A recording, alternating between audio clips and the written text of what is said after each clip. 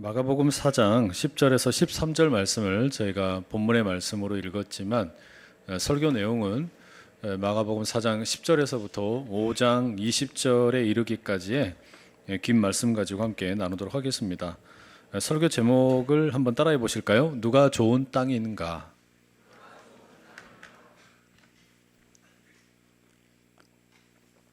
다행히 지난주에 제가 청년 설교를 해서 아마 오늘 설교하는데 조금 그래도 좀 낫지 않을까 싶은데요.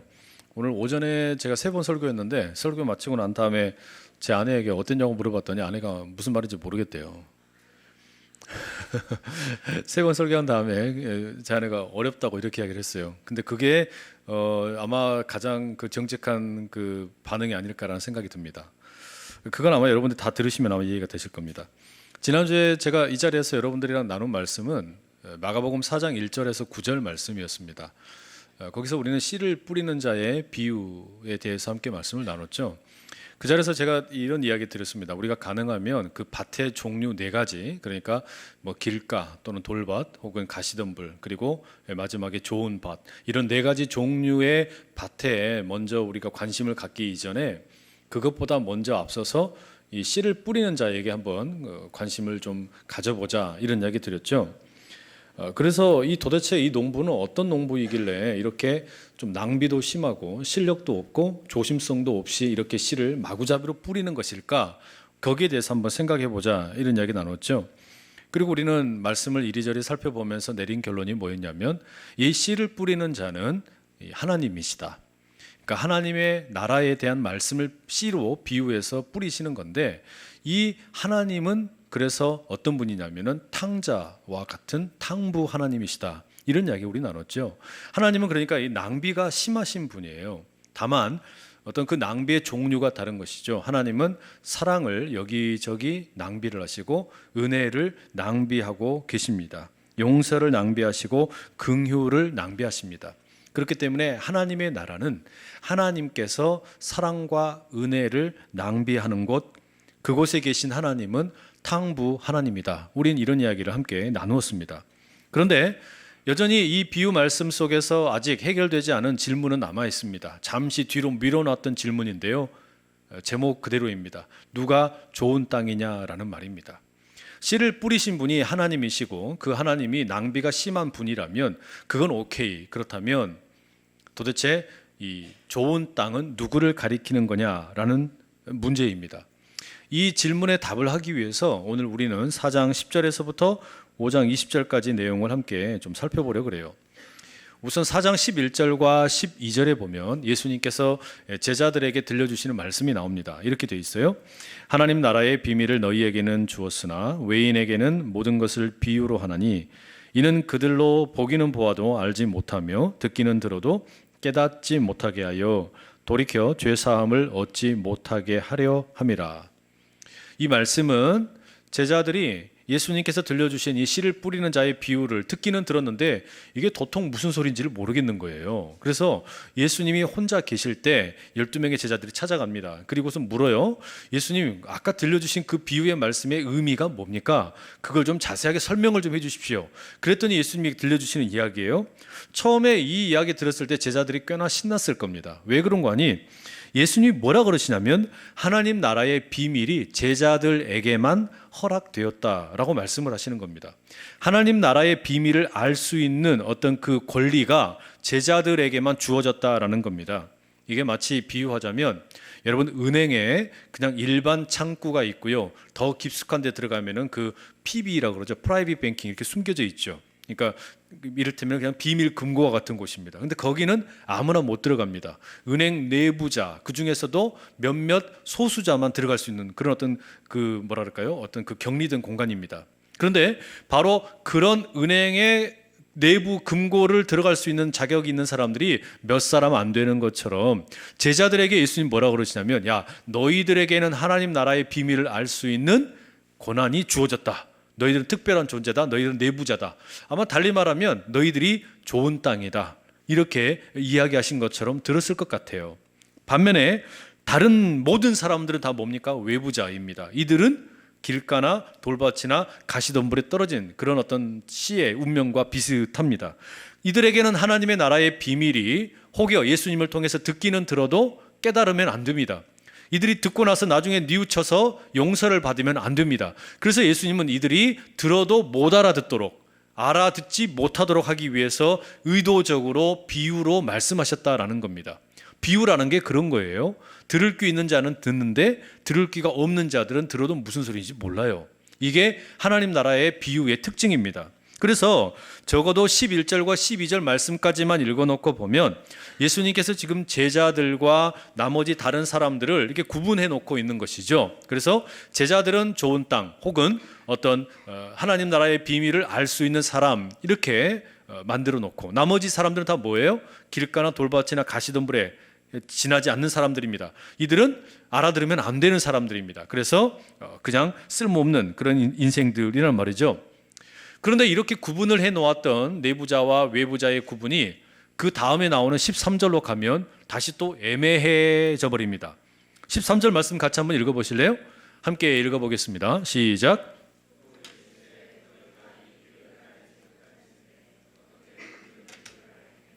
이게 예수님 말씀이 좀 아리까리합니다. 뭐라 그러시냐면 너희가, 그러니까 너희는 누굽니까? 제자들을 말하는 건데요. 제자들 너희가 이 비유를, 씨를 뿌리는 자의 비유를 알지 못할진데 모른대요. 앞에서는 분명히 하나님 나라의 비유를, 하나님 나라의 비밀을 너희들이 안다라고 말씀하셨는데 모른다고 또 이야기하시는 겁니다. 이게 여러분 뭐예요? 줬다가 뺏는 겁니다. 은행의 내부 금고에 들어갈 수 있는 그 특별한 어떤 키가 있는데 이 키를 줬다가 다시 뺏어버리는 것 똑같은 겁니다. 이게 여러분 지금 제자들을 향해서, 그러니까 좋은 땅이 아니라고 말씀하시는 거예요. 처음에는 좋은 땅이라고 말씀하시는 것 같았는데 다시 들어놓고 보니까 아닌 겁니다. 여러분 이거 좀 너무하잖아요. 누군가가 여러분 부모님이나 뭐 아니면 여러분들 무슨 뭐 회사의 사장님이 여러분들 보고 보너스 자 오늘 500만 원 받아라, 그리고 그 다음날 와가지고 500만 원 다시 내놔라, 이러면 어떠겠어요? 그냥 가만히 넘어갈 수 있습니까? 사장님 미쳤어요? 막 그럴 거 아니에요. 막 화나고 짜증날 거 아니에요. 근데 지금 제자들의 어떤 그 마음 상태가 그런 거예요. 그럴 수 있겠다는 생각이 듭니다. 하나님 나라 비밀 너희들은 알 수 있다 이야기해 놓고서 그 다음에는 너희들 비유도 모르냐? 근데 다른 거 어떻게 알 수 있냐? 이렇게 꾸지람을 하고 계신다라는 말이죠. 그러니 이 13절 말씀 들었을 때 제자들이 상당히 당혹스러웠을 것으로 짐작을 할 수 있습니다. 아무튼 한 가지는 확실합니다. 그건 뭐냐면 예수님께서 내부자와 외부자를 구분해 놓던 그 경계가 허물어져 버린 거예요. 그렇게 구분을 해 놓았던 게 없어집니다. 자, 그럼 여러분 어떻게 되는 거냐면 예수님과 시간을 가장 많이 보낸 제자들, 그러니까 뭐 같이 밥 먹고 같이 함께 잠자고 또 같이 함께 생활했던 이 제자들도 어떻다라는 겁니까? 좋은 땅이 안 될 수 있다라는 말입니다. 그러니까 자연스럽게 질문이 생겨요. 아니 그럼 도대체 누가 좋은 땅이야? 좋은 땅은 누구냐고요. 만약에 제자들이 아니라면, 그렇게 제자들이 외부인과 구분된 특별한 어떤 대접받는 게 아니라면, 아니 도대체 좋은 땅은 누굽니까? 하나님 나라 말씀의 씨앗이 심겨져서 30배, 60배, 100배를 거둘 수 있는 그 좋은 땅 누구냐고요.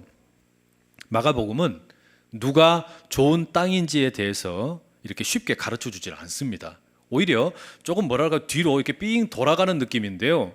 그 누가 좋은 땅인지에 대해서 분명하게 이야기를 안 해주고 연이어서 이 제자들에게 예수님이 하나님 나라에 대한 비유를 여러 개를 또 들려주십니다. 이 비유를 들려주신 이유는 뭐냐면 하나님 나라의 속성, 하나님 나라의 특징에 대해서 더 말씀해 주려고 하시는 겁니다. 제자들이 그렇게 당황하고 있으니까 예수님이 하나님 나라에 대한 비유를 여러 가지를 또 들려주시는 거예요. 그 비유 속에 하나님 나라의 특징들이 녹아 들어가 있지요. 자, 그 중에 26절에서 29절에 보면 우리가 흔히 스스로 자라나는 씨의 비유라고 불리우는 그런 말씀이 소개가 됩니다. 이 비유의 말씀은 어떤 사람이 밖에 나가가지고 앞에 나온 비유와 비슷해요. 씨를 땅에다가 쫙 뿌렸습니다. 그래 놓고서 뭐 하냐면 집에 가가지고 발 닦고 밤에는 자고요, 아침 되면 일어납니다. 밤에는 자고요, 아침 되면 일어나요. 그렇게 시간이 흘러요. 그런데 이 사람은 뿌려놓은 씨앗에 대해서 뭔가 특별한 일을 하느냐? 아무것도 안 합니다. 그냥 내버려 둡니다. 그렇게 며칠이 지나고 시간이 흐른 다음에 씨를 뿌린 사람이 밖에 나가보니까 어떻게 된 거예요? 자신이 뿌려놨던 씨가 엄청나게 자란 겁니다. 뿌리 내리고 성장을 해가지고 잘 자란 거예요. 그러니까 이 사람이 뭐라고 고백하냐면 이게 어떻게 이렇게 잘 자랐지? 나는 뿌리기만 했는데 언제 이렇게 잘 자랐지? 모르는 겁니다. 그저 놀라는 겁니다. 여러분, 이 비유가 의미하는 게 뭘까요? 하나님의 나라가 사람이 뭘 했다고 해가지고 만들어지는 나라가 아니라는 이야기예요. 하나님의 나라, 그러니까 하나님이 다스리시는 나라는 그 특징이 사람에 의해서 이 땅에 임하는 나라가 아니라 하나님께서 행하시는 나라라는 말입니다. 이 땅에 하나님의 나라가 임한다라는 것은 전적으로 하나님께 달린 일이에요. 그러니까 하나님께서 싹이 나게 하시고 또 뿌리가 내려지게 하시고 이 줄기가 자라게 하신다는 이야기죠. 그러니까 하나님의 나라는 철저하게 하나님께 달린 일입니다. 사람이 아무것도 할 것이 없습니다. 사람이 할 일은 딱 하나밖에 없습니다. 나중에 결과를 보고 그냥 우와 하고 놀라는 것밖에 없어요. 야, 이게 어떻게 이렇게 됐지? 놀라는 것밖에 없다라는 말입니다. 2007년에 개봉한 영화 중에 노인을 위한 나라는 없다, No Country for Old Men, 이런 제목의 영화가 있습니다. 아마 이 영화를 안 보신 분들도 계실 텐데, 근데 아마 이건 아실 거예요. 이 영화에 출연하는 남자 주연 배우가 누구냐면 하비에르 바르뎀이라고, 그 박나래가 분장했던 그 배우 있죠. 아마 아실 거예요. 그렇게 남자인데 단발머리 이렇게 하고 나오는 그 배우 있죠. 그 배우가 나오는 영화입니다. 하비에르 바르뎀. 이 영화는 꽤나 그 폭력적인데 어떤 그 역사 또는 시간 이런 것에 대해서 상당한 어떤 그 철학적인 내용을 많이 담고 있는 영화입니다. 근데 이 영화 가운데 유명한 대사가 하나 있는데 그게 뭐냐면 이렇게 말하는 거예요. 세월은 너를 기다려주지 않는다. 그게 바로 허무합니다. It ain't all waiting on you. That's vanity. 이렇게 했던 것 같아요. 근데 이 말은 무슨 뜻이냐면요, 이게 마치 그 하나님 나라가 무엇인지를 비유적으로 표현하는 것 같아요. 뭐라고 이야기하냐면 세월이 너를 기다려주지 않는다. 그러니까 시간이 너를 안 기다려준다는 거예요. 마치 그것처럼 하나님의 나라의 역사라는 것도 사람에게 의존하지 않는다라는 겁니다. 하나님의 나라가 이 땅에 임하는 게 사람 손에 달린 게 아니라는 이야기예요. 사람에게 좌지우지되는 그런 나라가 아니라는 이야기죠. 오히려 그 반대입니다. 하나님의 나라가 여러분 우리 가운데 이렇게 침투해 들어오는데요, 이 세상 가운데 이렇게 침투해 들어오면 무슨 일이 생기냐면 사람들이 가지고 있었던 일반적인 체계 또는 어떤 관습 또는 어떤 가치관 이런 것들이 전복됩니다. 업사이드 다운, 뒤집어지는 거예요. 그리고서 어떤 일이 생깁니까? 사람들이 그것을 믿고 그냥 철통같이 믿고 있던 게 다 흐지부지 돼버리는 거예요. 이게 여러분 하나님 나라의 특징입니다. 하나님 나라는 그렇게 사람들이 가지고 있던 가치관 또는 그 얄팍한 지식, 지혜 이런 걸 다 뒤집어 버리죠. 이런 하나님 나라의 속성을 차비진이라는 분이 쓴 책에 보면, 튤리안 차비진이 쓴 Jesus All이라는 그 책에 보면 공식을 하나 만들어 놨어요. 이렇게 되어 있습니다. Jesus plus nothing은 everything, 이렇게 되어 있습니다. 그러니까 예수님에다가 그 위에다가 아무것도 더하지 않으면 모든 것이 되는 거예요. 그러니까 예수님에게 아무것도 더하지 않으면 모든 것이 되는데, 반대로 예수님에게 자꾸 우리가 뭔가를 더하기 시작하면 그때부터 어떻게 된다는 겁니까? nothing이 된다는 이야기예요. 아무것도 안 된다는 이야기예요. 그러니까 예수님에게 우리가 아무것도 안 더하고 그대로 예수님 그대로 놔두면 모든 것이 가능한데, 예수님에게 자꾸 뭔가를 우리가 집어넣다 보면 어떻게 된다는 거예요? 아무것도 되지 않는다라는 말입니다. 이게 하나님 나라의 속성이에요. 하나님 나라에다가 우리가 뭔가를 더하기 시작하면 오히려 이게 망하게 됩니다. 이상하게 돼버리는 거예요. 차라리 하나님의 나라를 그대로 내버려 두는 게 어떻다라는 겁니까? 하나님의 능력이 고스란히 펼쳐지는 그런 어떤 길이 열린다라는 말이죠. 그런 바로 그게 이 첫 번째 하나님 나라의 속성입니다. 그리고 두 번째 비유가 또 하나 있는데요, 역시 또 씨앗의 비유입니다. 30절 이하에 나오는 겨자씨 비유입니다. 이 겨자씨 비유를 뭐라고 말하냐면, 하나님의 나라가 이 겨자씨처럼 너무너무 작고 초라하대요. 볼품이 없다는 겁니다. 그러니까 겉으로 보기에는 이게 아무런 능력이 없어 보여요. 너무너무 보잘것없기 때문에 사람들이 이런 어떤 겨자씨를 보면 어때요? 무시하고 지나가죠. 외면해버리죠. 그냥 여기에 대해서 아무런 관심을 갖지를 않는 겁니다. 그런데 나중에 보니까 이 겨자씨가 다 자라면 어떻게 되냐? 공중에 날고 있는 새들이 와서 깃들일 수 있을 만큼 큰 나무가 됩니다. 그러니까 여러분 이게 어떻게 되는 거예요? 숨겨져 있던 가치, 그 씨앗 속에 감추어져 있던 그 가치가 결국 나중에는 만방에 확연하게 드러난다라는 말이죠. 이게 하나님 나라의 속성이라는 겁니다. 그러니까 우리가 하나님 나라에 대해서 이 두 가지 비유를 통해 알 수 있는 거 두 가지가 확실합니다. 첫째는 뭐냐? 하나님 나라는 하나님께서 스스로 확장하시고 뿌리를 내리시고 성장하게 만드시는 겁니다. 사람이 어떻게 할 수 있는 나라가 아니에요.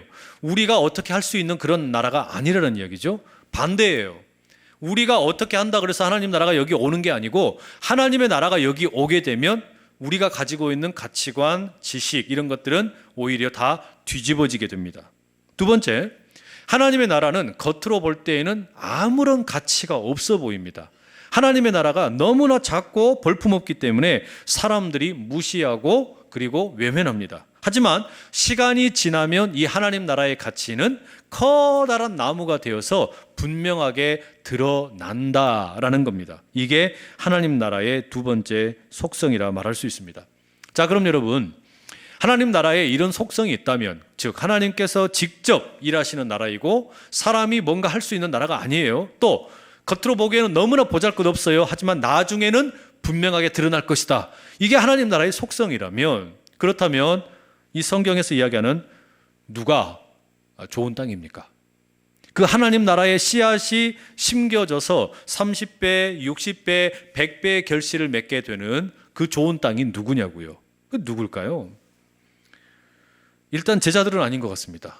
앞에서도 말씀드렸지만 이어지는 내용에 보면요, 35절 이하의 내용에 보면 이게 더 확실하게 드러납니다. 예수님께서 제자들에게 비유 말씀을 다 가르치신 다음에 제자들 보고 배를 타라 그럽니다. 그리고 우리가 호수를 건너서 저 건너편 마을로 가자 이렇게 이야기하십니다. 그리고 이제 제자들과 그리고 예수님이 함께 탄 이 배가 이 호수를 항해를 하죠. 그런데 가운데쯤 왔을 때 막 바람이 어마어마하게 불어옵니다. 폭풍이 몰려오는 것이죠. 그래서 제자들은 막 두려워서 벌벌 떨고 있는데 예수님 뭐 하세요? 베개 베고 주무시고 계시는 거예요. 그러니까 제자들이 곧 죽을 것 같은 두려움에 사로잡혀서 어떻게 하는 겁니까? 예수님 막 흔들어 깨웁니다. 예수님 일어나셔서 우리 좀 도와주세요. 도와주세요. 도와주세요. 그랬더니 예수님 일어나셔서 어떻게 하세요? 폭풍을 향해서 점점 얼어라고 했더니 폭풍이 고요해집니다. 그리고 예수님께서 그 다음에 뭐라고 하시냐면 제자들을 향해서 40절에 이렇게 얘기하십니다. 어찌하여 이렇게 무서워하느냐? 너희가 어찌 믿음이 없느냐? 너희가 어찌 믿음이 없느냐? 이 내용이 다른 사본에는 너희가 어찌, 그 다음에 다른 단어가 하나 추가되어 있어요. 너희가 어찌 아직도 믿음이 없느냐 이렇게 되어 있습니다. 이게 무슨 이야기냐면 내가 제자들아 너희들과 함께 지금까지 시간을 보내면서 가르친 것도 많고 기적을 보여준 것도 많은데 아직도 믿음이 없느냐 이렇게 얘기하시는 거예요. 아직도 믿음이 없느냐. 여러분, 그러니 이 제자들이 지금 이 말씀하신 이 장면까지만 놓고 보면 어때요? 좋은 밭이라고 말하기가 어렵죠. 예수님과 시간 많이 보냈고 밥도 같이 먹고 함께 동행을 했지만 그러나 좋은 밭이라고 말하기는 참 곤란한 그런 상황입니다. 그러니 제자들은 좋은 땅이 되기가 어렵습니다. 자, 그럼 여러분, 누가 도대체 좋은 땅입니까? 누가 좋은 땅이에요? 사장을 이리저리 샅샅이 뒤져봐도 좋은 땅의 어떤 모델이 될 만한 인물은 아무도 나오지가 않습니다. 비유 말씀밖에 없으니까요. 제자들도 아니라면서요? 그러면 누구냐? 5장을 넘어가게 되면 거라사인의 지방에 들어갔을 때 한 인물을 만나게 됩니다. 이 사람은 귀신에 사로잡혀 있는 사람입니다. 쉽게 말해서 미친놈이에요. 미친 사람입니다. 그래서 이 사람은 밤낮 무덤과 산에서 이리저리 뛰어다니고 소리를 지릅니다. 그리고 주변에 있는 동네 사람들을 겁박을 해요. 그리고 때로는 자기 자신을 막 자해를 합니다.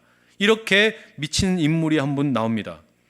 이 주민들은, 동네 주민들은 이 귀신 들린 사람에게 할 수 있는 게 아무것도 없어요. 자신들이 다 함께 모여가지고 지식을 짜냅니다. 어떻게 하면 좋을까? 저 사람을 어떻게 할까? 고민하다가 이들이 택하는 건 두 가지입니다. 외면하든지 아니면 억압을 하든지. 그러니까 외면하고 내버려 두든지, 그것도 아니면 그냥 이 쇠사슬로 묶어 놓든지 이렇게 하려고 하는 겁니다. 실제로 쇠사슬로 묶었어요. 그런데 소용이 없습니다. 이상하게 미친 사람이 힘이 세요. 그래가지고 쇠사슬 다 끊어버리는 겁니다. 그러니까 아무것도 하지 못하고 이 사람들이 모든 지식과 지혜를 다 동원해가지고 방법을 강구했지만 남는 것은 아무것도 없습니다. 해결이 안 되는 겁니다. 반면에 예수님은 어떻게 하십니까?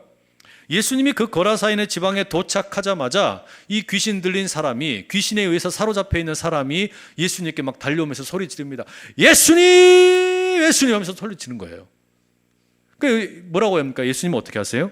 이 사람을 예수님께서는 사람들과 전혀 다른 방식으로, 이 능력으로 제압하시죠. 하나님 나라의 능력으로 이 사람을 상대하십니다. 사람들에게 없는 능력이에요. 그러니까 사람들이 할 수 없는 겁니다. 절대 할 수 없는, 사람들이 할 수 없는 능력으로 이 귀신 들린 사람을 제압하시죠. 다른 말하면 그 귀신 들린 사람에게 하나님의 나라가 임하게 됐다는 이야기예요. 하나님의 나라의 씨앗이 그에게 심겨진 겁니다. 그러자 어떤 일이 일어납니까? 그 하나님 나라의 능력이 이 귀신 들린 사람을 완전히 새롭게 변화시킵니다. 완전히 새롭게 변화시켜요. 그랬더니 하나님 나라의 말씀이 이 안에 들어가니까 이 귀신 들렸던 사람의 그 안에 있던 귀신이 못 살겠네 자기 좀 내보내달라 그래요. 그래가지고 그럼 어디로 보내줄까? 돼지떼에 들어가게 해달라는 겁니다. 군대 귀신이었거든요. 그래 들어가라 허락을 했더니 이 귀신들이, 군대 귀신들이 돼지떼에 들어가가지고 그 돼지떼가 비탈길을 달려가가지고 바다에 빠져서 다 몰살당하게 됩니다. 그리고 어떤 일이 일어납니까? 귀신에 의해서 지배당하고 있던 이 사람이 정신을 온전하게 회복하게 됩니다.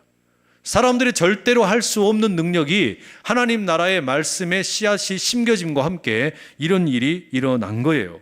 자, 여러분, 누가 좋은 땅이에요? 누가 좋은 땅입니까? 이 귀신이 들린 사람입니다. 귀신에 의해서 사로잡혀 있는 사람, 이 사람이 좋은 땅이에요. 제자들이 아닙니다. 귀신 들린 사람, 이 사람에게 지금 일어난 일은 명백하게 하나님 나라의 속성을 고스란히 보여주고 있습니다. 하나님 나라 말씀의 씨앗이 귀신 들린 사람에게 뿌려집니다. 그리고 이 사람은 겨자씨처럼 정말 볼품없는 그런 어떤 외모, 그리고 사람들로부터 무시당하고 외면당하는 그런 존재였습니다. 바로 그런 존재에게 하나님의 말씀의 씨앗이 뿌려집니다.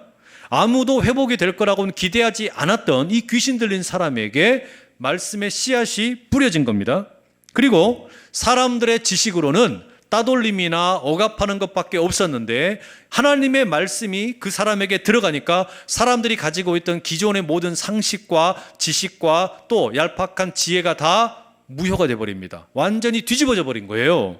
자, 그러자 어떻게 됩니까? 씨앗이 그 귀신 들린 사람에게 뿌리를 내리고 자라서 열매를 맺게 됩니다. 이 하나님 나라의 열매를 이 귀신이 견디지를 못하는 거예요. 그래서 밖으로 쫓겨나가게 되는 것이죠.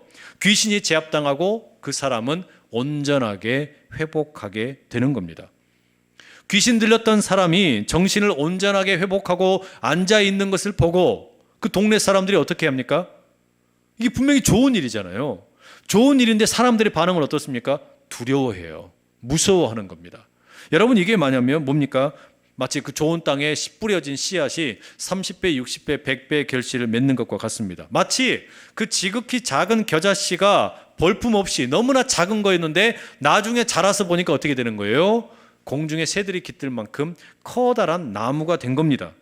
마치 씨 뿌린 자가 밖에다 씨 뿌리고 자기는 그냥 밤낮 자고 깨고 했을 뿐인데 나중에 보니까 스스로 자란 씨앗을 보고 놀란 것과 똑같습니다. 여러분, 누가 좋은 땅입니까? 제자들입니까? 아니에요. 귀신 들린 사람입니다. 귀신 들렸던 사람입니다. 여러분, 이 귀신 들렸던 사람, 귀신이 떠나고 난 다음에 예수님에게 요청을 합니다. 예수님, 저 예수님과 함께 있고 싶습니다. 예수님과 함께 동행하고 싶습니다. 허락해 주십시오. 요청을 해요. 그런데 예수님께서는 거절했어요. 근데 이 거절은 어떤 부정적인 의미에서의 거절이 아니라 또 다른 사명을 맡기기 위한 거절이었습니다. 사실 이것은 제자들과 너무나 대비되는 모습이에요. 제자들의 경우에는 예수님과 상당히 오랜 시간 함께 했지만 그 폭풍이 치는 바다에서 어떻습니까? 무서워하고 두려워하다가 예수님에게 너희들은 어떻게 아직도 믿음이 없니? 이런 꾸지람을 들었어요.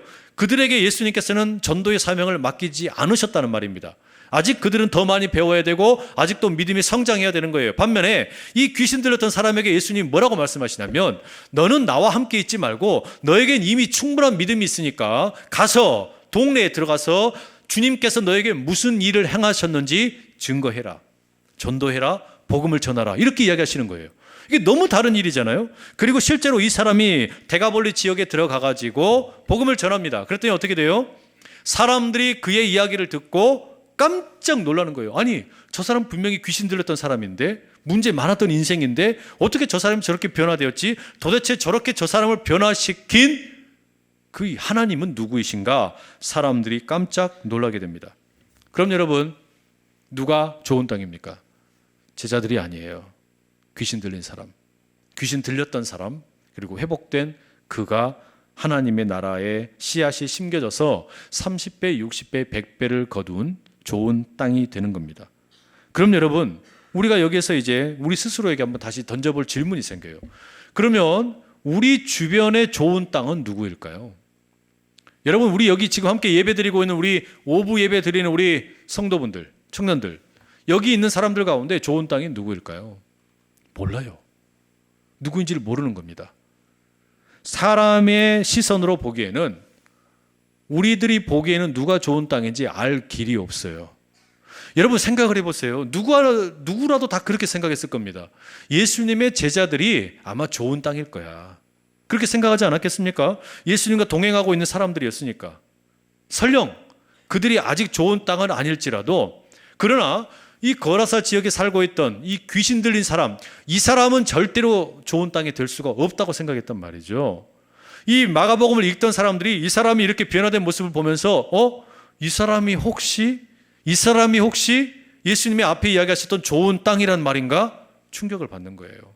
여러분, 이건 우리가 가지고 있던 선입견, 가치관을 완전히 전복시키는 겁니다. 뒤집어내는 거예요.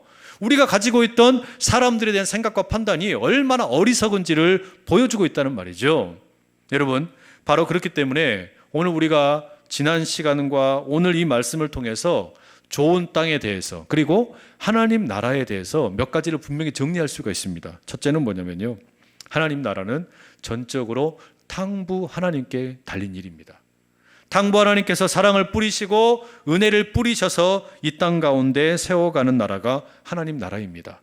사람이 할 수 있는 일이 없어요. 오히려 우리는 하나님의 나라에 방해가 되는 경우가 훨씬 많습니다. 오히려 우리가, 그리고 교회가 하나님의 나라에 방해가 되고 걸림돌이 되는 경우가 많아요. 우리는 그렇게 질문하는 거예요. 아니, 하나님 왜 그렇게 사랑을 많이 낭비하세요? 아니, 하나님 왜 그렇게 은혜를 많이 낭비하세요? 우리는 그렇게 하나님께서 세워가시는 하나님의 나라 이해가 되지 않는다라는 말이죠. 그러나 사람이 이해를 하든 하지 못하든 상관없이 하나님의 나라는 하나님에 의해 이 땅 가운데 침투에 들어오고 세워져 가고 있는 중입니다. 둘째, 하나님의 나라는 흠이 많은 우리들, 그리고 문제 많은 교회를 통하여 이루어지는 나라가 아닙니다. 오히려 하나님의 나라는 흠이 많은 우리들임에도 불구하고, 문제가 많은 교회임에도 불구하고 이 땅에 세워지는 나라예요. 우리가 마치 좋은 그릇이 되어가지고 통도로 쓰임받는 것처럼, 주여 우리를 통하여 하나님의 나라 세워지게 해주십시오. 물론 틀린 말은 아니지만 어떤 의미에서는요, 우리의 이런 완악함과 죄악됨과 하나님 나라에 대한 회방꾼됨에도 불구하고 하나님의 나라는 여기에 세워지고 있는 거예요. 이 땅에 세워지고 있는 겁니다. 셋째, 좋은 땅은 사람의 지식으로 알 길이 없습니다. 겉으로 드러나는 모습을 우리가 보고서 판단하는 것이 틀리단 말이죠. 누구나 제자들이 좋은 땅이라고 생각했지 귀신 들린 사람을 좋은 땅이라고 생각하지 않습니다. 하지만 하나님은 그 모든 선입견을 뒤집어 버리시는 거예요.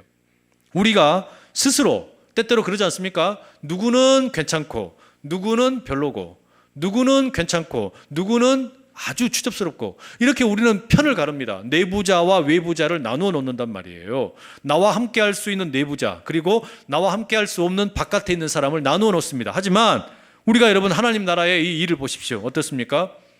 우리가 가지고 있는 지식이라는 게 얄팍한, 이 지식이 얼마나 쉽사리 무너지는지가 너무나 잘 드러나는 겁니다.